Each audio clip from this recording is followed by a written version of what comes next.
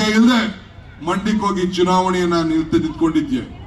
ಇವತ್ತು ನಿಮ್ಮ ಬಾಮೈದನ್ನ ನಿನ್ನ ಪಕ್ಷ ಬಿಟ್ಬಿಟ್ಟು ಬೇರೆ ಪಕ್ಷಕ್ಕೆ ಹೋಗಿ ಇವತ್ತು ಚುನಾವಣೆ ಕಣಕ್ಕೆ ನಿಲ್ಲಿಸ್ತಾ ಇರೋದು, ಇದಕ್ಕಿನ್ನ ಅವಮಾನ ಇನ್ನೊಂದು ಇಲ್ಲ ಅಂತ ಹೇಳಿ ನಾನು ಗೌಡ್ರಿಗೆ, ಕುಮಾರಸ್ವಾಮಿಗೆ ಹೇಳಲಿಕ್ಕೆ ನಾನು ಈ ಸಂದರ್ಭದಲ್ಲಿ ನಾನು ಪ್ರಯತ್ನವನ್ನ ನಾನು ಮಾಡ್ತಾ ಇದ್ದೇನೆ. ಬಂಧುಗಳೇ, ತಮ್ಗೆ ಹೇಳೋದಿಷ್ಟೇ, ಈಗ ಬಿಜೆಪಿ ಅಭ್ಯರ್ಥಿಯಾಗಿ ಮಂಜುನಾಥ್ ನಿಲ್ಲಿಸಿದ್ದಾರೆ.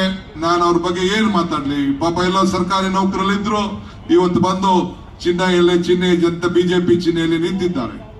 ನಾನು ಬಿಜೆಪಿ ಅವ್ರು ಏನ್ ಮಾಡಿದ್ರು ಅಂತ ಒಂದು ಪ್ರಶ್ನೆ ಕೇಳ್ತಾ ಇದ್ದೀನಿ. ನಿಮ್ಗೊಂದು ಮಾತು ಕೊಟ್ರು, ನಾವೊಂದು ಅಡ್ವರ್ಟೈಸ್ಮೆಂಟ್ ಕೊಟ್ಟಿದ್ದೋ ನೆನ್ನೆನೋ ಮೊನ್ನೆ, ಒಂದು ಕಾಲಿಗೆ ಚೊಂಬು ಅಂತ ಹೇಳಿ ಚೊಂಬು ಕೊಟ್ಬಿಟ್ರಿ ನಮ್ಮ ಜನರಿಗೆ ಅಂತ ಕೊಟ್ಟಿದ್ದೋ. 15 ಎಲ್ಲ ಕಪ್ಪು ಹಣವನ್ನ ತೆಗೆದುಕೊಂಡು ಬಂದು ನಿಮ್ಮೆಲ್ಲರಿಗೂ ಕೂಡ 15 ಲಕ್ಷ ರೂಪಾಯಿ ಹಾಕ್ತೀವಿ, ನೀವು ಜನಧನ್ ಅಕೌಂಟ್ ಮಾಡಿ ಅಂತ ಹೇಳಿ ನಿಮ್ಮೆಲ್ಲರಿಗೂ ಹೇಳಿದ್ರು. ಯಾರಿಗಾರು 15 ಲಕ್ಷ ಬಂತ ತಾಯಿ? ನಿಮ್ಮ ಮನೆ ಯಜಮಾನಿಗೆ ಯಾರಿಗಾರು ಬಂತ? ನಿಮ್ಗೆ ಯಾರಿಗಾರು ಬಂತ 15 ಲಕ್ಷ?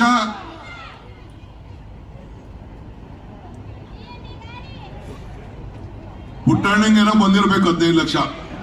ಯಾಕೆಂದ್ರೆ ಬಿಜೆಪಿ ಜೊತೆ ಒಂದಷ್ಟು ದಿನ ಇದ್ದ. ಪುಟ್ಟಣ್ಣ ನಿನ್ಗೇನೋ ಬಂತ? ಏನಿಲ್ಲ.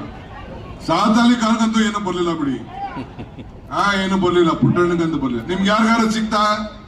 ಓಲಿ ನಾವೆಲ್ಲ ರೈತರಿದ್ದೀವಿ, ಎಷ್ಟು ಜನ ರೈತರಿದ್ದೀವಿ, ನಮ್ಮ ಆದಾಯ ಏನಾರು ಡಬಲ್ ಆಯ್ತಾ?